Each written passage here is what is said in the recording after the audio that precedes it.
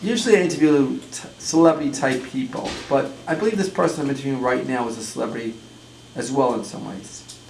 He's 12 years old and he's growing up in this world a little chaotic than we ever had. So his name is Martin. I'm going to ask you some questions, Martin. All right. Great. All right. I think a lot of people want to know what's it like growing up in the coronavirus world that we live in terms of school, socializing. So right now you're going to school, you're going into school, or you're doing school outside? I'm doing school online, all online, All through my online. laptop. So this started this year. Is there any time that you're going to go back to school anytime, they said? They told me I should be going back to school by like Thanksgiving or around there. Thanksgiving. Yeah. And like socializing with your friends and stuff, everything is done. You don't see your friends ever really. Not really. Usually it's all over social media. So the truth is that you're being your parents and the family. That's it basically. Yeah, I mean, I'm lucky to have a big family, but that's really all I've been hanging out with for Right. the past like 6 months. And is that going on with most of the young people? They're like sneaking out, and what are you finding to be true? Some people, they like to be outside, but personally, I just like to stay safe because of Right. COVID. Right. We also live in a very difficult time in terms of like feeling comfortable expressing your feelings without the woke mob getting in your face. Have you found that to be true at all? Yeah, especially on social media. If like that's usually what a lot of the communication goes through, but it gives a lot of room for other people who you're not talking to put their opinions out on it. So it's kind of hard to express yourself on the internet without getting certain people to see it. Have you ever got threatened to be canceled? Does that come up yet? Are you people canceling you and stuff? Maybe a couple of times. I mean, do you take stances on political issues or religious issues or issues that are controversial? Or you try to stay out of the whole thing because you're worried about? I don't usually talk about politics because I can't vote personally, but issues that that would affect me usually, I like to talk about. Just give my opinion so people know how I stand. Right, and that can get controversial in the sense that people get really mad, and actually to the point of like I guess you said before, like canceling people out. In other words, and that, Yeah. now go ahead. Sorry. It also, when I was growing up, if you had a bully, you didn't like the bully, you'd have to fight your way out of it. Nowadays, I think it's a little different. Am I correct about that type of issue?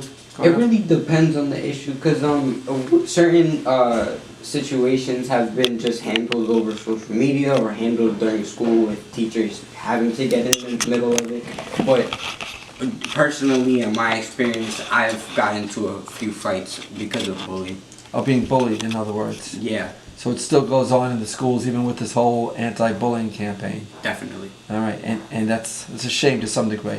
I'll tell you one thing, Martin. I think in a way bullying helped get me to be a stronger person because I learned that I had to be tough and I had to be able to take the criticism of other people. So it's bad when it happens, but if you can make something, let's say lemon out of lemonade, as the old saying goes, it helped you make you stronger. I just want you to know that it's really, because a lot of times the world's not so nice, and I think that you have to be tougher, and I think I'm worried about how the young people are being babied a little bit too much. Do you find that true? Young people being babied a little bit? I definitely find that true. I kind of stand where you stand on that. I like to learn from my actions, and if I'm doing something wrong, if somebody points it out, instead of taking it as something to be offended by, I usually take it as just constructive criticism. Have you felt that people have babied you in any way? Yeah, definitely. It's happened sometimes, but I've like to stay away from it and just learn from my mistakes. And how about the thing about everyone getting a trophy? Has that happened in your life, or do they have trophies? Are they giving people prizes for coming first and second? Has that happened in your school where everybody gets an award no matter what they get? Yeah, I mean, in school, I'll just say field day last year, for example. I didn't really do anything, or the year before last year, my bad. I didn't really do anything, and my whole entire class still got an award. So it definitely goes on in school a lot, but I like to earn my stuff, you know? That's great. That's great. You still have the feeling of wanting to earn things and not just get things for. And I guess getting an award for nothing doesn't really feel like you got anything anyway, I would say, probably, right? Yeah. Yeah. And by the way, on a different note, what do the young people do in terms of entertainment now? Is it just watching things? What's like the most popular show? Do people watch one show and young people and they talk about it at school, or is it just like this such diversity? What's going on with that? There's a lot of diversity between everybody's interests. I've seen it split up into different groups of what people like, but honestly, my peers and my generation, we mostly just stay on social media or playing video games, and that's like our two biggest forms of entertainment. So it's like, I'm just thinking, this is like one video game, one TV show, one music song that everybody like grooves to, whatever you want to call it. Is anything going on like that? There's anything in that going on in society? Is it just so divided that everybody's in their own little world and nobody knows what else anybody else is doing?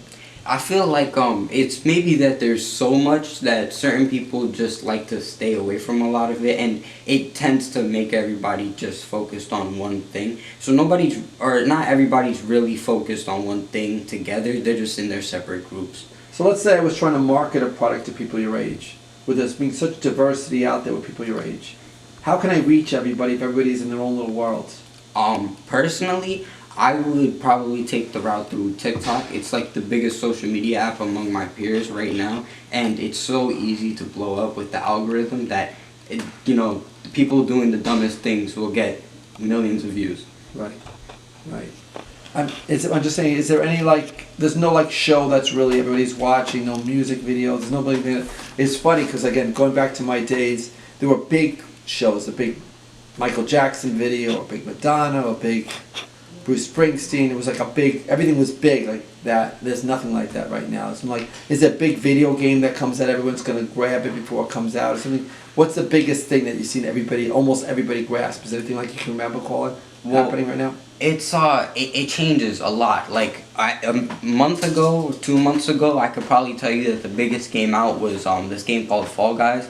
Now, I would probably say Among Us. Like a year ago, I'd probably say Fortnite. It changes a lot. Fall Guys. What kind of video game is that about? It's just a bunch of little bean dudes running across obstacles and trying not to die. And if you get to the end before everybody else for these I think it was 4 games or 5 games, then you win the game. Right, okay. And in terms of home life, I don't know whether it's different. You have a certain routine that you do when you get now that you don't have school. It's what's your normal day? I mean, you have school, but what is school like when you're doing it at home? What is it like in terms of hours and stuff? Well, I mean, before when I was getting up and going to school, I would wake up at least an hour before school, and this morning I woke up 5 minutes before class. It's a lot easier. So I'm not really up and doing a lot of stuff, and I do my schoolwork from the time that my periods would go on in actual school. So it's all going on through the regular day, so I'm up, but I usually fall asleep by 1 because I don't get anything done from 9 to 4. Interesting. I mean, I know this is going to be a controversial question. I don't know how to ask you this without getting in trouble. But I'm sure with everything being online, there must be a lot of people getting the answers before they should be getting the answers. Is it like security today? Because right now, there's Google, you got phones, and nobody's really watching anybody. So I'm not saying you do it. Don't get me wrong. But I'm sure there are other kids that you must have heard about. I mean, how do they keep any of these tests? Are you taking tests? And how can they actually regulate that you're actually learning anything? From my experience in school so far, they really haven't. Other than checking your work for plagiarism, they don't really stop anything. In math class, she just takes answers. So you probably have a lot of people getting A's that normally wouldn't be getting A's lately. Yeah. The only problem, of course, is this can't go on forever, and then everybody's going to be in school, and the people that weren't doing the work will have no idea what they were supposed to be learning.